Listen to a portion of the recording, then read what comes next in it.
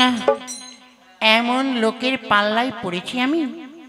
আজ মা বাবা আর ছেলে খুঁড়ে পেল না। এই যে সামনে যে মাতালটা বক বক করছে, এর সঙ্গে আমার বিয়েটা দিল। হ্যাঁ, আর লোক খুঁজে পেল না। হায় হায় রে, আজ এইরকম স্বামীর ঘর করার থেকে না করাই ভালো।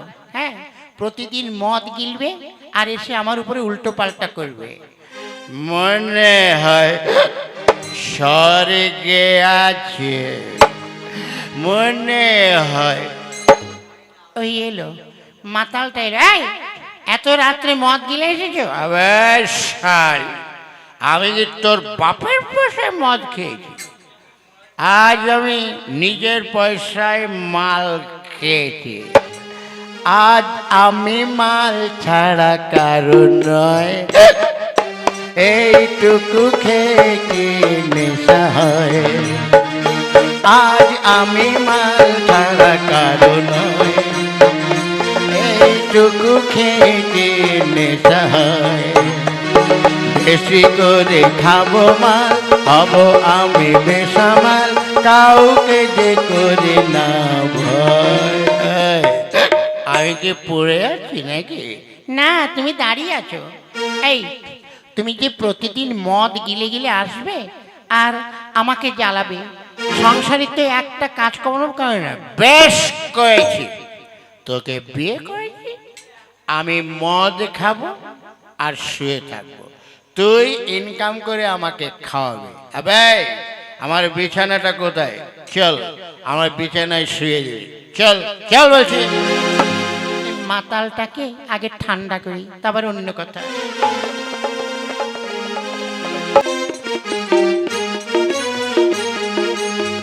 এই এসো, এই যে শুয়ে পড়ো, এখানে শুয়ে পড়ো। এই, তুই শুবি না?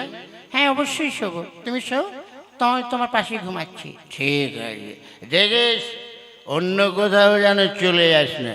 না না, তুমি শুয়ে পড়ো।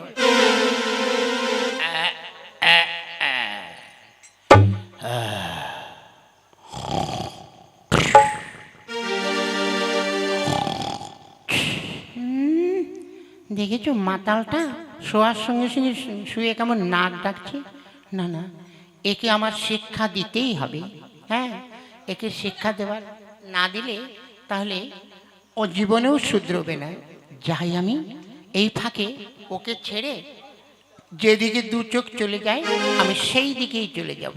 যাই।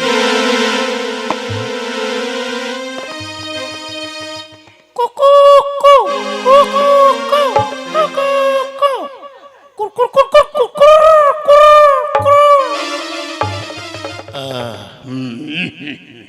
আজ একে আমার গিন্নি কোথায় গেল? ওগো, কোথায় গেলে? তবে কি ভোর হওয়ার আগে উঠে চলে গেল? দেখি তো বাইরে কোথাও আছে নাকি। না, কোথাও তো দেখছি না। হায় হায় রে, এ আমার কি হলো গো? আমার বউ বোধহয় আমায় ছেড়ে চলে গেছে গো। না না, দেখি পাড়ার যাই, পাড়ায় গিয়ে খুঁজে দেখি যে কারো বাড়িতে গেছে কি না। যাই। হায় হায় রে, আরে বাবা, এ কি হলো? আজ আমার বউটা কোথায় গেল? রহিম ভাই, রহিম ভাই। কে? ও রহিম ভাই, কি হয়েছে? বলছি, তোমার বৌমাকে দেখেছো? বৌমা? সে তো তোর ঘরেই থাকবে। না গো, আমার মনে হয় তোমার বৌমা আমাকে ছেড়ে নিশ্চয়ই কাউকে নিয়ে পালিয়েছে। আরে না না, তা কি হয়?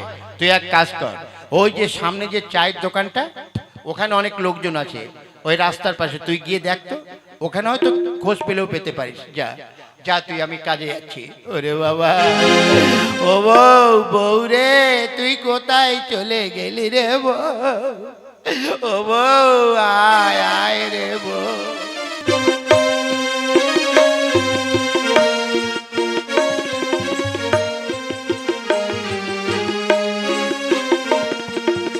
হায় হায় রে, এ আমার কি হলো?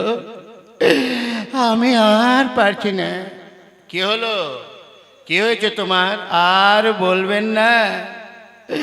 কোথায় যে আমার বউটা চলে গেল, তাকে খুঁজতে খুঁজতে আমার মনটা একেবারে তিতে হয়ে গেছে গো, তিতে হয়ে গেছে। আরে ভাইয়া বসো বসো, মন তিতে হয়ে গেছে তাতে তো কি হয়েছে? শোনো, তোমার চায়ে একটু চিনি বেশি করে দিয়ে মিষ্টি করে দিচ্ছি, তাহলে মিষ্টি চা খেলে তোমার এই তিতো জীবনটা শেষ হয়ে যাবে।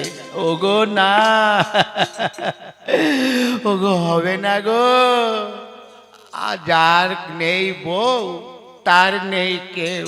না না, আমি যাই, আমি গিয়ে একবার শ্বশুর বাড়িতে খবরটা দিয়ে আসি। যাই, আমি যাই। হ্যাঁ ভাই, তাই যাও, যাও দেখি আমিও চার দোকান বন্ধ করে ঘরে যাই। তাই তো, অনেক দিন হলো মেয়ে জামাই অনেক দিন হলো দেখি না। কি হলো কি জানি? শাশুড়ি মা, ও শাশুড়ি মা গো। কি হলো বাবা, তুমি এমন করে কাঁদছো কেন? ও শাশুড়ি মা, আমার কপাল পুড়েছে। আমি বড় একটা দুঃসংবাদ বয়ে এনেছি গো। কেন, কি হয়েছে বলো? কি এমন দুঃসংবাদ বলো? শাশুড়ি মা, কেঁদো না বাবা, কেঁদো না, বলো বলো। শাশুড়ি মা, গতকাল রাত্রে তোমার মেয়ে ওই অন্য কারো ছেলের হাত ধরে পালিয়ে গেছে গো। বাবা, বাবা তুমি চুপ করো, তুমি কেঁদো না। কেন? বাবা, তুমি যেমন দুঃসংবাদ নিয়ে এসছো, আমিও তোমাকে একটা দুঃসংবাদ দিচ্ছি। কি? গতকাল রাত্রে তোমার শ্বশুর, ওই যে ও পাড়ায় খেদির মা আছে না, হ্যাঁ, তোমার শ্বশুর ওই খেদির মাকে নিয়ে পালিয়ে গেছে। এ কার কাছে দুঃখ জানাতে এসেছি? ওরে বাবা রে, ও শাশুড়ি মা, শাশুড়ি মা। তাই তো, কেঁদে আর কি করব? হ্যাঁ, আজ আমার বউ একটা অন্য ছেলেকে নিয়ে পালিয়েছে। আর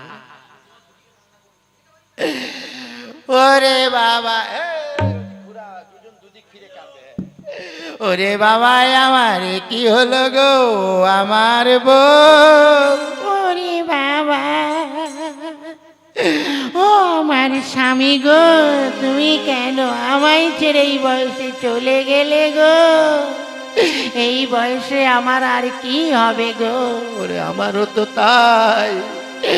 ওরে বউ, তুই আর সময় পেলি না, তুই আমাকে ছেড়ে পালিয়ে গেলি।